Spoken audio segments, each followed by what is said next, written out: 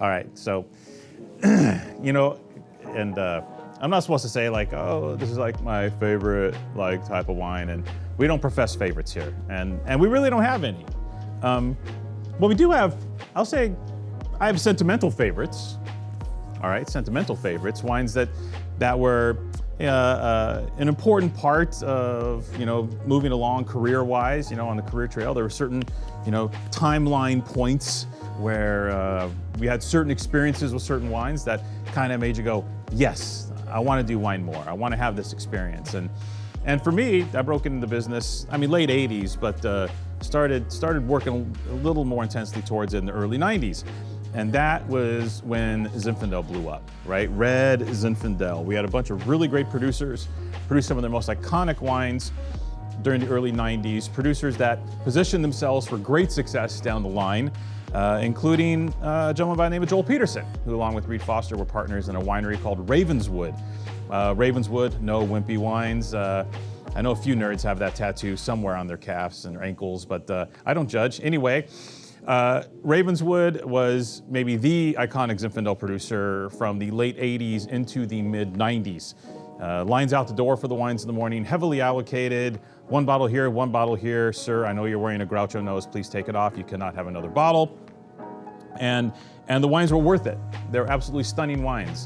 Joel Peterson was the king of Zinfandel. And he was the king of Zinfandel, making Zinfandel in his way, which not necessarily was anybody else's way, but it was his way, right? So open top redwood fermenters, all French oak, maybe a healthy dollop of new oak, which is sometimes a bit rare for Zinfandel, unless you know the grapes you're farming, and then the wine can handle the wood program. He was very stingy with the additives, all indigenous yeast fermentation, little things like this that made the wines what they were, and really highlighted the site specificity of these great iconic old vine Zinfandel vineyards. Well, moving forward a decade or so, in the 2000s, late 90s, early 2000s, Joel and Reed sold the winery for a shite ton of money to Constellation and basically semi-retired. Joel went out on the speaking circuit telling people how good the new Ravenswoods are, when maybe they weren't quite the same wines that he made, but still he had a job to do and he did it very well. Joel is iconic and Joel is a spokesperson, not just for Ravenswood, but for old vine heritage vineyards in California in general. Well, he got back in the game. I'm sure some kind of like non-compete or something wore out, and old Joel could get back into the game again, and he did with a brand called Once and Future. Obvious nod to what was past and what's happening now. So what he wanted to do was create that iconic mojo, that great mojo of the wonderful old vine Zin in the early 90s, before things kind of skidded off the rails a bit in the 2000s, and then kind of recorrected again with producers like his son Morgan at Bedrock and Mike Officer, Carlisle, and these guys that really started producing classic, balanced, beautiful Zinfandels that like they were in the early 90s. Now, let's talk about balance. Balance, all you cool kid som nerds out there, with Zinfandel doesn't mean you pick it at 13.5. Zinfandel does not like that. Zinfandel will not produce a balanced wine, these alcohol levels. Sure, once in a while it will, right? And for every 50 great Zinfandels that have been made with 15% alcohol, I'll get one nerd and go like, see, it's 13.3 and it's great. And oh, good, lucky, congratulations. Yeah, wow, how'd you? Good for you, right? In fact, Zinfandel needs to have a little octane. It needs to be juicy. It needs to pack flavor, because that's what Zinfandel does. It is full of brambleberry and all these wonderful flavors that reach their maximum capacity in a lot of different places in California, but at a certain alcohol level. And of course, vine age helps.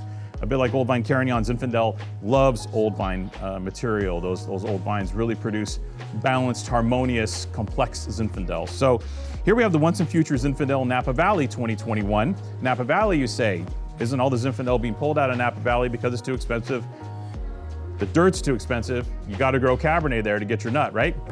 Yes, you're 100% right. Unless you're Reed, or unless you're Joel Peterson, you can just like tell these growers, hey, I'll pay you this, keep the Zin in the ground. And the growers go, you bet, Joel, because they were like working with him and already knew about him from 30, 40 years ago. In this case, we have one of the greatest deals in Zinfandel we've seen in the last couple of years. Bit of a throwback wine to when Joel produced a Napa bottling, started in the early 90s with it. And I remember when that wine came out, it was a really big deal. It's like, whoa, straight Napa Zin. And Of course, back in the early 90s, the wine was 10 bucks. It's not 10 bucks anymore. But at that time, that wine sold like hotcakes. We could not keep Ravenswood's Napa Zinfandel in stock, and we hope it's going to be the same thing again with this wine. Now, vineyards. We talked about vineyards. We talked about old vines. We talked about relationships. We talked about site specificity and single vineyard sourcing. Here, boom. We have the Dickerson Vineyard. For you old heads, for you Zinfandel OGs, you'll remember the Dickerson. It was one of Joel's most iconic wines on the Ravenswood label. He still gets the 100-plus-year-old vines from Dickerson to produce a single vineyard Dickerson. You have Green and Red Vineyards. Green and Red, one of the great producers in the Childs Valley area of the Napa Valley for Zinfandel. We've sold their Zin for years. They're one of the finest. And he gets his parcel, Joel gets his parcel from the tip-top portion of Green and Red's vineyard, which is not their oldest vines per se, but perhaps their finest vines. Hillside exposure, beautiful stuff. And then lastly, the third component of this wine is Palisades Petit Syrah from Calistoga, which some of you are familiar with Petit Syrah. If you're a Petit Syrah fan, you know that the Palisades Vineyard is one of the iconic vineyards for Petit Syrah. A lot of single vineyard Petits coming from here, from Carlisle and other guys like that are super pricey and wonderful. The vines there are 48 years old. So he made single vineyard wines from all three of those sites.